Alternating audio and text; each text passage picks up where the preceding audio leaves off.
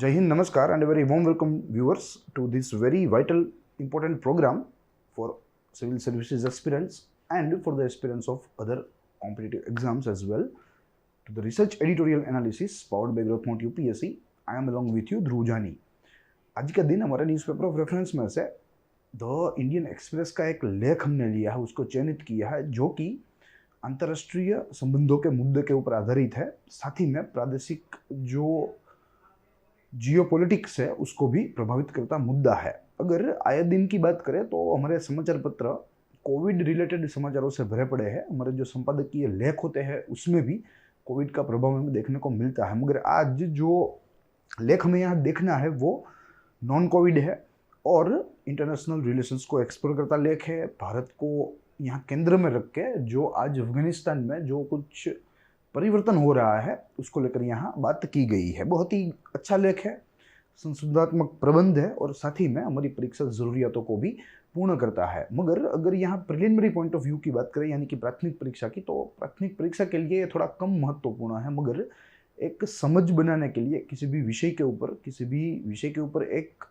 प्रभुत्व पाने के लिए मुझे लगता है कि ऐसे लेखों का अध्ययन ज़रूरी है। और ये हमें प्रिलिमिनरी में तो आप मान सकते हैं कि ये शायद उपयोगी नहीं हो सकता, मगर हमारे मेंस में, मुख्य परीक्षा में, इंटरव्यू में ये हमें बहुत ही फ़ायदा करवा सकता है। तो इतना अच्छा लेख है और इसीलिए ग्रोथमाउंट यूपीएससी की टीम ने इसका यहाँ चयन किया है। एक ही लेख के ऊपर आज बात करनी है। साथ ही में अगर इसके कवर की बात करें तो यहाँ आपको जैसे दृश्यमान है अफगानिस्तान वॉर्स, जैसे डोनाल्ड ट्रंप ने जाते जाते एक अच्छा निर्णय लिया। वैसे अच्छा तो नहीं कह सकते, वो तो समय ही बताएगा कि वो निर्णय अच्छा था या कच्चा था, मगर यहाँ जो एक निर्णय उन्होंने लिया वो निर्णय था कि 9/11 से बाद जो अमेरिका का युद्ध चल रहा है अफगानिस्तान के विरुद्ध, आतंकवाद के विरुद्ध, वो उन्होंने समाप्त करने की घोषणा करी और अपने सैनिकों को, यानी कि अमेरिकी सैन्य को अफगानिस्तान की धरती से वापस बुलाने का फैसला किया। और फिलहाल अभी जब हम बात कर रहे हैं तो ये प्रोसेस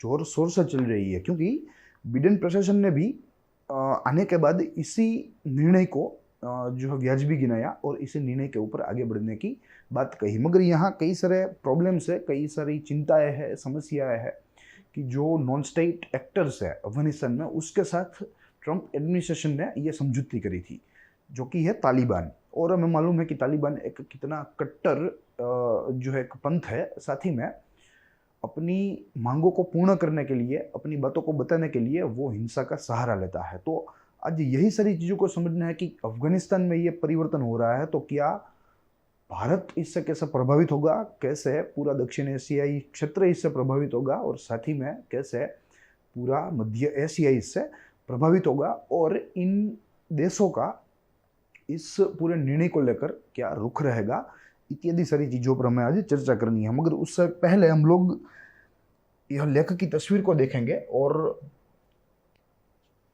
जो आज लेख छपा है वो सी राजा मोहन के द्वारा लिखा हुआ है। सी राजा मोहन फिलहाल डायरेक्टर है institute of south Asian studies के, और इंडियन एक्सप्रेस के एडिटोरियल कॉलम में इंटरनेशनल रिलेशंस को के क्षेत्र में जो लेख होते हैं उसको यहाँ हमारे सामने रखने का प्रयास करते हैं। बहुत ही जो है विशेषज्ञ है और बुद्धिजीवी है। आज के जो हमारे लेखक है वे दरअसल बुद्धिजीवी है, और यहाँ भी उन्होंने कई सारी चीज़ों का हमारे सामने ऐसा जो खुलासा भी किया जो हमें उन्हें बुद्धिजीवी मानने पर जो है एक प्रकार का भरोसा दिला सके। देखेंगे, यह आमतौर पर हमारा एजेंडा रहता है, निष्कर्ष में लेख के आधार की बात करते हैं और समझते हैं कि क्यों इस वक्त, ऐसे वक्त लेखक के द्वारा ऐसे विषय के ऊपर बात करी गई, क्या इसका कारण है। फिर बाद में महत्वपूर्ण बातों को देखते हैं। अगर लेख अच्छा हो, अपने आप में संशोधित प्रबंध हो, लेखक ने अपना संशोधन अगर उसमें कुछ लगाया हो जो अच्छा हो, जैसे आज हुआ है, तो ऐसी सारी चीज़ों की बातें हम लोग हमारे दूसरे चरण में करते हैं, जिसे हम लोग इंग्लिश में हाईलाइट्स ऑफ द आर्टिकल भी कहते हैं। और अगर लेख हमारी परीक्षा मांगों को पूर्ण नहीं कर पाता तो हम उसमें संशोधित तत्वों का भी मिश्रण करते हैं in the form of our teams input. ठीक है, मगर यहाँ अगर आज के लेख की बात करें स्पेसिफिकली, तो आज हमें मात्र और मात्र 2 ही चरण में ये लेख समझना है।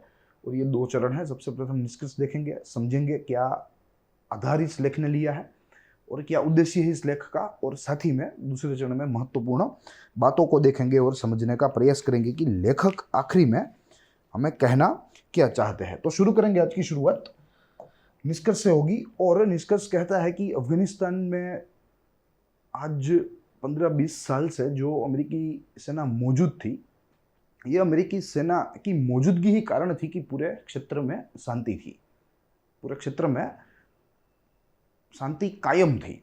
मगर अब देखना है आगे के जो है समय में कि तालिबान के हाथों में अफगानिस्तान की धुरा सौंपने के बाद जब अमेरिकी सोल्जर्स, अमेरिकी सैन्य अपनी पीठ दिखाकर वे लोग जब वापस जा रहे हैं, तब तालिबान का क्या रुख होगा और इस तालिबानी हरकतों से पूरे क्षेत्र में जो है क्या क्या चुनौतियां उत्पन्न होगी, क्या क्या समस्या उत्पन्न होगी। तो सबसे प्रथम तो हमें यहाँ वही देखना है, और अगर इसका इवोल्यूशन करें तो मुझे लगता है, ये मेरा पर्सनल मानना है, ये मेरी निजी राय है कि पूरे क्षेत्र के लिए ये अमेरिका का जो निर्णय है अपने सैन्य को वापस ले लेना, वो अपने आप में पूरे क्षेत्र के लिए हानिकारक होगा। तो यहाँ सबसे प्रथम अमेरिका का निर्णय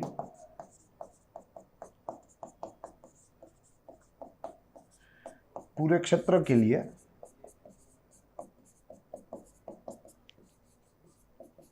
हानिकारक,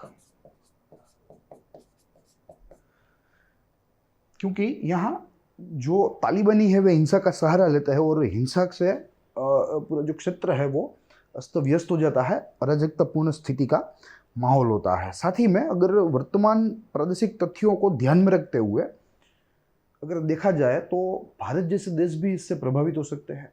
भारत, पाकिस्तान, सऊदी कह लीजिए या ईरान कह लीजिए, इजराइल कह लीजिए, सारे देश जो है उनके ऊपर आज अमेरिका के इस निर्णय का प्रभाव हो सकता है, और यह प्रभाव संभवतः नकारात्मक होगा। वही चिंता है पूरी दुनिया की, और पूरी दुनिया के साथ मध्य एशिया व दक्षिण एशिया की। तो यहाँ दूसरा मुद्दा मैं लिखूंगा कि दक्षिण एशिया व मध्य एशिया के साथ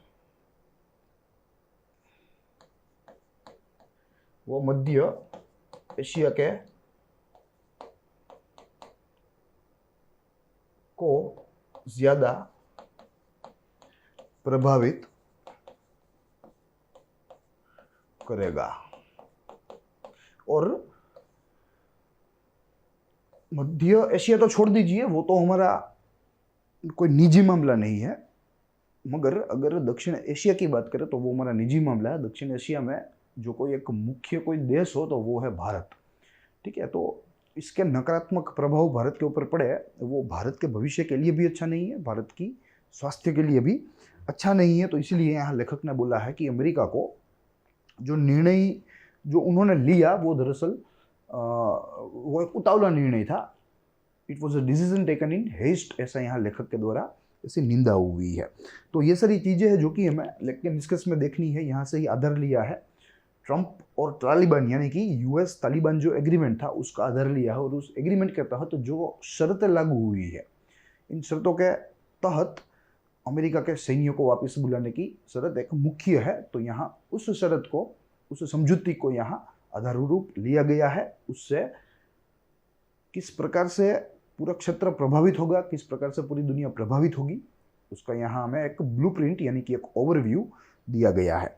अब लेख की महत्वपूर्ण बातों को समझते हैं, देखते हैं, मगर उससे पहले हमें थोड़ा स्थिति ज्ञान होना चाहिए कि आज जो अफगानिस्तान की बात हो रही है वो दरअसल कहाँ है, और एशिया जो है वो कैसा फैला हुआ है, कितने सारे इसमें देश है, कितने सारे देशों के हित इसमें समाहित है, वो सारी चीज़ें हमें देखनी है। देखिए, अफगानिस्तान यानी कि भारत से एक देश छोड़ के दूसरा देश, यहाँ इसको थोड़ा जूम इन करना चाहता हूँ ताकि हमें दिख सके। देखिए, यहाँ ये अफगानिस्तान है, ये इसका पाटनगर यानी कि इसकी राजधानी काबुल है। अब अगर यहाँ से अमेरिकी सैन्य वापस जाएगा तो यहाँ तालिबानी शक्ति हावी हो जाएगी, इनफैक्ट हो ही गई है, और यहाँ वो हिंसा का सहारा लेगी। तो जो सारे देश जो कि अफगानिस्तान के साथ सीमा से जुड़े हुए हैं, वे देशों के ऊपर सबसे पहले खतरा है, जिसमें पाकिस्तान प्रथम है, उस तरफ देखे तो ईरान है, ऊपर देखे तो उज्बेकिस्तान, तजिकिस्तान जैसे छोटे छोटे मध्य एशियाई राष्ट्र है जो कि इस आतंकवाद के या इस त्रासवाद की चपेट में आ सकते हैं मात्र और मात्र अमेरिका के एक निर्णय से। अब यहाँ ईरान का भी देखना है, फिर यहाँ मिडिल ईस्ट की केमिस्ट्री भी समझनी है। आज दिन तक मिडिल ईस्ट में अगर हम समझे तो सऊदी अरेबिया जो था वो एक प्रकार से डिविजिव राजनीति का सहारा ले रहा था, जो कि उसने अब बंद कर दिया क्योंकि वो समझ गया कि अब खेल पूरा पलटने वाला है और इसमें राजकीय एकता ही विजयी बनेगी। तो इसी को ध्यान में रखते हुए सऊदी ने अपनी रणनीति को घुमाया है और 360 डिग्री घुमाया है और सारे जो उसके पड़ोसी है, सारे जो उसके नेबर्स है, उसके साथ अब वो संबंध अच्छे करने की कोशिश करता है, इंक्लूडिंग कतार, जिस कतार को उसने काफ़ी वर्षों तक आइसोलेट करने का प्रयास किया था अरब वर्ल्ड में से, मगर वो अब फिर से कतार को साथ में लेकर पूरी क्षेत्रीय एकता को बनाने का प्रयास कर रहा है। वही अपने हित में है, वो समझ गया है। ईरान के साथ भी जो सऊदी का जो मामला था, जो पिछले सालों से कई सालों से बिछड़ा हुआ है, तो अब सऊदी और ईरान भी अपने दोनों के बीच में जो बायलैटरल टेंशन्स है, जो द्विपक्षीय आप कह सकते हैं कॉन्फ्लिक्ट है, जो संघर्ष है, उसको भी अब खत्म करने की तैयारी दोनों पक्षों ने दिखाई है, क्योंकि अब जो जियोपॉलिटिक्स है वो चेंज हो रहा है, भारी मात्रा में चेंज हो रहा है। तो ये सारी चीज़ें हैं जो कि हमें देखनी है। साथ ही में अगर यहाँ मिडिल ईस्ट की बात करें, देखिए यहाँ जो पूरा एरिया है ये गल्फ है सारा, ठीक है, यहाँ ईरान है और यहाँ दक्षिण एशिया है, ठीक है। तो अगर मिडिल ईस्ट की बात करें, यहाँ मध्य एशिया की, तो अगर थोड़े से इतिहास में जाए तो सबसे प्रथम इन क्षेत्रों के ऊपर कॉलोनियल यूरोप का राज था, यानी कि जो संस्थानवादी यूरोप था उसका राज था। मगर धीरे धीरे अमेरिका बड़ा होने लगा, आर्थिक रूप से भी मजबूत होने लगा, सैन्य की दृष्टि से भी मजबूत होने लगा, तो धीरे धीरे उसने पूरे क्षेत्र का जो आधिपत्य है वो अमेरिका ने अपने अंदर ले लिया। और इस तरीके से उसने आज दिन तक, यानी कि लगभग आप पौनी सदी कह सकते हैं, लगभग 75 वर्ष अमेरिका ने इस पूरे क्षेत्र की नीतियां घड़ी और इस क्षेत्र में शांति कायम करी। भले ही हम लोग जो भी कहें कि आईएसआईएस के जन्म में अमेरिका ने एक अहम भूमिका निभाई, या मिडिल ईस्ट की कोई भी लड़ाई हो उसमें अमेरिका का हाथ रहता था, मगर एक बात अमेरिका ने बहुत ही अच्छी करी, वो करी पूरे क्षेत्र में, पूरे मध्य एशिया के क्षेत्र में शांति बनाए रखी, एक संतुलन का वातावरण जो है बनाया, उसका निर्माण किया, वो अमेरिका था। मगर अगर यहाँ अमेरिका नहीं होता तो मुझे लगता है कि क्षेत्रीय शांति जो आज दिन तक हमने देखी है वो हमें शायद ही देखने को मिलती, या शायद ना भी मिलती। तो ये सारी चीज़ें हैं। तो यहाँ अमेरिका के भी कुछ प्रोज है, कुछ कॉन्स है, सामने अन्य जो पावर्स है उसके भी कुछ प्रोज है, कुछ कॉन्स है। जब से अमेरिका ने यूरोप से आधिपत्य ले लिया तो यूरोप जो है उसे ये बात पसंद नहीं आ रही थी, वो अमेरिका को यहाँ देखना नहीं चाहता था। मगर दुर्भाग्यवश अमेरिका सबसे बड़ा हो गया था और उसे कोई कहने वाला नहीं था। तो अमेरिका की इसी प्रदेश की रणनीति पूरे प्रदेश के राजनीति को प्रभावित करती आई काफ़ी दशकों तक। अब अगर इस पूरे क्षेत्र की बात करें तो यहाँ सबसे प्रथम हमें 4 बड़े खिलाड़ी देखने हैं, जिसमें सबसे प्रथम है यूरोप, उसके बाद अमेरिका, उसके बाद रशिया और उसके बाद चाइना। देखिए 4 में से हमें सबसे प्रथम अगर रशिया और चाइना की बात करनी है तो ये दोनों तो एक्सपांशनिस्ट है, यानी कि साम्राज्यवादी। तो इनकी तो कुछ बात ही नहीं रही है, ये तो जो कोई भी चीज अपने पास आए वो तो रख लेंगे, चाहे वो कोई राष्ट्र आए, चाहे वो कोई राष्ट्र का छोटा सा टुकड़ा है, तो ये तो रख लेंगे, ये तो एक्सपेंशनिस्ट ही विचारधारा रखते हैं। मगर यहाँ अगर अमेरिका और यूरोप की बात करें तो जैसे मैंने आपको बताया कि पहले यूरोप की यूरोप के प्रभाव में था, पहले यूरोप के प्रभाव में, फिर बाद में धीरे धीरे अमेरिका के प्रभाव में आया, के प्रभाव में। और ये बात मैंने आपको बताई कि यूरोप को ये जरा सा भी पसंद नहीं था, क्योंकि ये वो एक पुराना प्रादेशिक जो है पावर था, पुरानी प्रादेशिक सत्ता थी, और ऐसी पुरानी प्रतिष्ठित प्रादेशिक सरकार को या प्रादेशिक सत्ता को हटाकर किसी नए ने अपने हाथ में ये पूरी धुरा ले ली। वो इन सारे लोगों को जो है एक प्रकार से अस्वीकृत थी, या उनको ये बातें जो है, ये चीज़ें जो है वो पसंद नहीं आ रही थी। तो ये सारी चीज़ें हैं जो कि मैं देखनी है, और ये हमने इंट्रोडक्शन के रूप में लिया। अब आगे हमें देखना है कि इस निर्णय से कैसे मध्य एशिया के व दक्षिण एशिया के जो मुख्य देश है, मुख्य राष्ट्र है, वो कैसे प्रभावित होंगे, उसकी झांकी हमें यहाँ अब करनी है, जिसके तहत हमें सबसे प्रथम तुर्की की बात करनी है। तुर्की एक समय में बहुत ही, आप समझ लीजिए कि बहुत ही अमीर, बहुत ही समृद्ध देश था, मगर आज आर्थिक रूप से यह पायमाल हो चुका देश है तुर्की। ठीक है, तो अब तुर्की भी इजिप्ट के साथ अच्छे रिलेशंस बनाने की, सुलह करने का प्रयास कर रहा है, क्योंकि वो उसे मालूम है कि अब जो समय आ रहा है वो समय में अकेले नहीं चला जा सकता। अब के समय में यूनिटी चाहिए, सारे अपने दोस्तों को, सारे अपने जो पड़ोसी राष्ट्र है उनका साथ चाहिए। तो अब तुर्की भी इजिप्ट के साथ सुलह करने का प्रयास कर रहा है। तो ये भी अपने आप में एक बड़ी बात है, जो आज दिन तक वो उसके साथ लड़ता आया है, निरंतर लड़ता आया है, मगर वो अब परिस्थिति समझ गया है, और जो आज परिवर्तन हो रहे हैं वह परिवर्तन के जो परिणाम आने वाले हैं, उस परिणाम को अनुरूप ये तुर्की का आज निर्णय है। फिर बाद में अगर सऊदी अरेबिया की बात करें, तो हमें मालूम है कि बहुत ही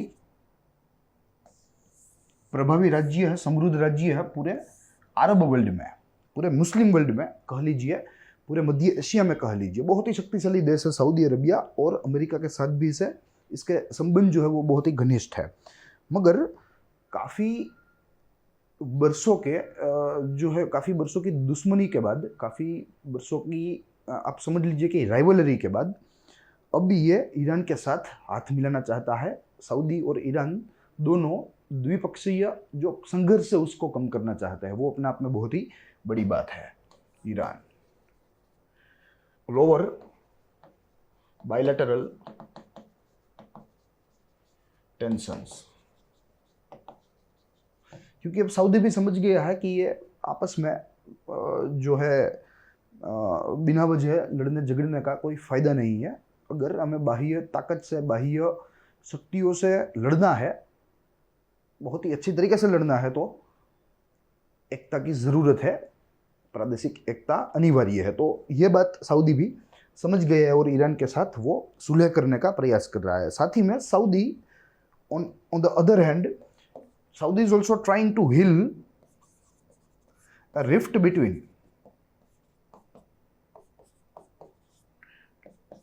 Arab world या मुस्लिम वर्ल्ड भी कह लीजिए, जो आज दरार अरब वर्ल्ड में भी जो पड़ी हुई है, और उसका शिल्पी सऊदी अरेबिया ही माना जाता है। तो ये उसको भी भरने का प्रयास कर रही है, और कतार के साथ समझौती करने का प्रयास कर रहा है सऊदी अरब, कतार के साथ, जिसको आज दिन तक वो आइसोलेट करता है। एक मुस्लिम देश होने के बावजूद, उसका पड़ोसी देश होने के बावजूद सऊदी अरेबिया उसे आइसोलेट करता आया है। मगर उसे अब समझ में आ गया कि बाह्य ताकत से लड़ने के लिए we need to unite, we need to regionally unite first of all, after that they can defend या they can defeat the enemy. और इस ऐसा करने का कारण, कतार के साथ हाथ मिलाने का कारण और कुछ नहीं है, मगर जो पिछले वर्षों में कुछ एक मुस्लिम राष्ट्रों ने अपने आप ही जो है कतर के साथ रिलेशन बनाने का प्रयास किया है या इजराइल के साथ रिलेशन बनाने का प्रयास किया। तो इसी बात को ध्यान में रखते हुए सऊदी अरबिया को यह बात समझ आ गई कि जो अपने देश है, अपने भाई है, उनको साथ में लेकर ही चलना चाहिए, उनसे दुश्मनी मतलब कि अपना विनाश। तो ये सारी चीज़ें हैं। और यहाँ लगभग लगभग 4 अरब कंट्री थी जिन्होंने इजराइल के साथ समझौती करने की तैयारी दिखाई और ये आगे के समय में कर भी लेंगे। जिसमें सबसे प्रथम है यूएई, फिर बाद में बहरीन है, फिर बाद में सूडान है और आखिरी में है मोरक्को। तो ये सारे राष्ट्र है जो कि इस्लामी होने के बावजूद भी इजराइल के साथ अपने रिलेशंस को और मजबूत बनाना चाहते हैं और स्ट्रॉन्गर बनाना चाहते हैं, क्योंकि सबको मालूम है कि जो आज तालिबान के हाथ में शक्ति आई है, तो ये तालिबान अपनी शक्तियों का भरपूर उपयोग करेंगे, भरपूर हिंसा करेंगे और पूरे रीजन में अराजकता फैलाएंगे। तो इन राष्ट्रों के ऊपर से कम असर हो, इसी के लिए ये सब तैयारी कर रहे हैं और अपने दुश्मनों के साथ, पहले के दुश्मनों के साथ वर्तमान समय में दोस्ती का हाथ आगे बढ़ा रहे हैं। तो ये सारी चीज़ें हैं जो कि मैं यहाँ देखनी थी। फिर ये तो हुई मध्य एशिया की बात, मगर जैसे ही हम दक्षिण एशिया की बाजू आए तो 2 मुख्य प्लेयर हैं, जिसमें सबसे प्रथम निसंदेह भारत है और दूसरी बाजू है पाकिस्तान। देखिए, भारत जो है उसकी नीति ऐसी रही है कि आपके आंतरिक संघर्ष जो कोई भी हो, मगर हम सबके साथ अच्छे रहेंगे, सबके साथ सही रहेंगे। ठीक है, तो ये भारत अपनी नीति घड़ता आया है और भारत ने इम्प्लीमेंट में भी रखी है, चाहे वो तुर्की हो, चाहे वो सऊदी हो, चाहे वो कतार हो। आपके आंतरिक संबंध आपको मुबारक, मगर हम अपनी तरीके से हमारा फॉरेन रिलेशन रखेंगे, हम अपनी तरीके से हमारा विदेश व्यवहार, विदेश संबंध रखेंगे। ये भारत का स्पष्ट रुख है पहले से, उसमें कोई दिक्कत नहीं है। साथ ही में भारत की जो पॉलिसी है वो प्रैग्मेटिक है, यानी कि तथ्यात्मक है, वर्तमान स्थिति के ऊपर आधारित है और लचीली भी है, फ्लेक्सिबल भी है। तो सारे गुण समाहित है भारत की विदेश नीति में। मगर यहाँ अगर किसी को ये चीज़ें बहुत ही कठोर लगने वाली है तो वो है पाकिस्तान, क्योंकि पाकिस्तान पूरे देश में, पूरी दुनिया में, एक तो अपनी छाप से जो है काफ़ी सारे नकारात्मक सिद्धियाँ अपने नाम है, तो इस छाप से भी पाकिस्तान को एक दिक्कत होने वाली है। फिर बाद में नए निर्वाचित जो इमरान खान है, जो कि 3 वर्ष के पहले सत्ता के ऊपर आए, उन्होंने भी कुछ ऐसे कदम उठाए जो कि पाकिस्तान के लिए अपने हित में नहीं थे, कि पूरे विश्व में पाकिस्तान की आलोचना होने लगी, पाकिस्तानी नीति की आलोचना होने लगी, मात्र और मात्र विश्व नहीं मगर पूरे मुस्लिम वर्ल्ड में, पूरे अरब वर्ल्ड में। ठीक है, तो सबसे यहाँ कठोर समय आने वाला है पाकिस्तान का। साथ ही में पाकिस्तान तो अफगानिस्तान के साथ फिजिकल बॉर्डर भी शेयर करता है, काफ़ी लंबी फिजिकल बॉर्डर शेयर करता है। और जो पाकिस्तान का अफगानिस्तान के सीमा के साथ का जो प्रदेश है, जुड़ा हुआ प्रदेश, वो प्रदेश आतंकवाद से बहुत ही खराब रूप से प्रभावित है। वहाँ भी क्रॉस बॉर्डर टेररिज्म होता है, जैसा भारत में होता है। भारत वाले कहते हैं कि पाकिस्तान वाले भेज रहे हैं, पाकिस्तान में भी होता है और पाकिस्तान कहता है अफगानिस्तान वाले भेज रहे हैं। तो ये ऐसी वारदात है, ऐसी घटना है, अब बढ़ने वाली है। आज दिन तक तो अमेरिका का जो है प्रभुत्व था तालिबान के ऊपर, तालिबानी गतिविधियों के ऊपर, मगर अब अमेरिका ने ही तालिबान को यह सत्ता की धुरा दे दी है। तो अब तो वो जो चाहे कर सकते हैं और करेंगे भी, ऐसा लग रहा है। तो ये सारी चीज़ें हैं। और साथ ही में यहाँ पाकिस्तान की बात करें तो जैसे मैंने आपको बताया कि इमरान खान के कुछ निर्णय, तो इमरान खान ने अपनी नई सरकार बनाने के बाद ही तुरंत ही ऐलान किया कि क्यों ना नया इस्लामिक ब्लॉक बनाया जाए, और उसमें पाकिस्तान नेतागिरी करने वाला था या करना चाहता था। साथ में इन्होंने रखा तुर्की को और साथ में मलेशिया को। मगर यहाँ सऊदी मुस्लिम वर्ल्ड का नेता होने के नाते सऊदी ने और यूएई ने, दोनों ने पाकिस्तान को याद करवाया कि भाई आप ठहरो, आप कहाँ नेता बनने जा रहे हो, पहले जो आपने उधार लिए पैसे हैं वो तो हमें पहले दे दो। बाद में सऊदी ने तो लेबर के ऊपर भी रोक टोक करने की शुरुआत कर दी, पाकिस्तानी नेटिव्स जो थे उनके ऊपर रोक टोक करने की शुरुआत कर दी, तब जाके पाकिस्तान की अकल ठिकाने लगी और उसे समझ आया कि अभी तो बहुत ही देर है मुस्लिम वर्ल्ड की नेतागिरी करने में, जो कर रहा है उनको करने दो। प्लस इसराइल की बात करें, पाकिस्तान और इसराइल का अगर रुख देखें तो दोनों आइडियोलॉजिकल रूप से ऑपोजिट साइड पर है, यानी कि विचारधारा की दृष्टि से दोनों ही विपरीत है, दोनों ही ऑपोजिट है। तो इन दोनों का मेल तो लगभग लगभग होना ना संभव है या असंभव है। और दूसरी बात अगर देखें तो यहाँ जैसे मैंने आपको बताया पाकिस्तान और अफगानिस्तान की केमिस्ट्री कि कैसे इन वो दो देशों के बीच में भी क्रॉस बॉर्डर टेररिज्म है, वो दो देशों के बीच में भी पाकिस्तान ऐसा चिल्लाता है कि अफगानिस्तान हिंसा को भड़काता है। अब आप समझिए कि पाकिस्तान जैसा देश अगर ऐसा चिल्ला है कि वो हिंसा को भड़काता है तो वो कितनी अधिक हिंसा वहाँ होती होगी अफगानिस्तान में। और अगर टेररिज्म इंडेक्स देखें तो भी अफगानिस्तान जो है वो एकदम आखिरी नंबर पे है, यानी कि अधिक से अधिक प्रभावित आतंकवाद से अगर कोई जो देश है तो वो है पूरी विश्व में अफगानिस्तान। और ऐसे देश के साथ अपनी बॉर्डर हो तो इससे बड़ी दुर्भाग्य की बात कोई हो नहीं सकती। और उसमें भी पाकिस्तान जैसे देश जहां बुद्धिजीवियों की कमी है, जहां संसाधनों की कमी है, कुदरती व मानव सर्जित दोनों संसाधनों की कमी है, बुद्धिजीवियों की कमी है, नीति निर्माणकारों की कमी है, प्रशासकों की कमी है, ठीक है। तो अराजकतापूर्ण परिस्थिति आने वाली है, ऐसा यहाँ हमें पाकिस्तान की आज की वर्तमान स्थिति को देख के लगता है। मगर भारत जो है वो अपने आप में संतुलन बनाए रखने के लिए काबिल है और संतुलन बनाएगा भी, जैसे आज दिन तक बनाता आया है, ठीक है। तो ये सारी चीज़ें हैं। मगर यहाँ अगर भारत और पाकिस्तान दोनों का एक कॉमन इंटरेस्ट देखें तो दोनों ही किसी न किसी कारण से ये चाहते थे कि भाई अफगानिस्तान में से अमेरिका के ट्रूप्स जाने नहीं चाहिए। मगर दुर्भाग्यवश वो चले गए, वो बात एक अलग है। मगर दोनों ही देश अलग अलग कारणों से एक ही निर्णय के हित में थे और या एक ही निर्णय करना चाहते थे कि वहाँ से तालिबान हटे ना और हिंसा जो है वो वहाँ भड़के ना और सारी परिस्थिति काबू में रहे, हाथ में रहे। मगर यहाँ निर्णय जो है वो कुछ और आया है और इसी निर्णय का यहाँ विश्लेषण में श्री राजा मोहन ने अपने शब्दों में बहुत ही अच्छी तरीके से दिया है और कहा है कि कैसे पड़ोसी देश रिएक्ट करेंगे या करने लगे हैं और कैसे दक्षिण एशिया के दिग्गज देश जैसे भारत रिएक्ट करेगा या करने लगा है। तो ये सारी चीज़ें हैं जो कि मैं आज देखनी थी। जैसे मैंने आपको बताया कि आपको आज का ये session preliminary point of view से प्रत्यक्ष रूप से ये जो है फ़ायदा नहीं दे सकता, मगर आपकी पढ़ाई में, आपकी तैयारी में, आपकी समझ में ये सेशन बहुत ही जो है फ़ायदेमंद साबित होने के लिए सक्षम है। तो आज इतना ही मेरी तरफ से। अब वक्त है आज के प्रश्न का, जो कि मेंस परीक्षा के ऊपर आधारित है। जैसे आपके स्क्रीन के ऊपर है, अफगानिस्तान से अपने सैन्य को वापस बुलाने का अमेरिका का फैसला कैसे पूरे मध्य एशिया व दक्षिण एशिया के क्षेत्रों को प्रभावित बनाएगा? क्या रहेगा मध्य एशियाई देशों का रुख? क्या रहेगा भारत पाकिस्तान का रुख? अपने शब्दों में समझाइए। वहीं हमारे पास इंग्लिश ट्रांसलेशन भी है इस क्वेश्चन का। According to that, America's decision to withdraw troops from Afghanistan's soil will dominate Middle East and South Asia. How?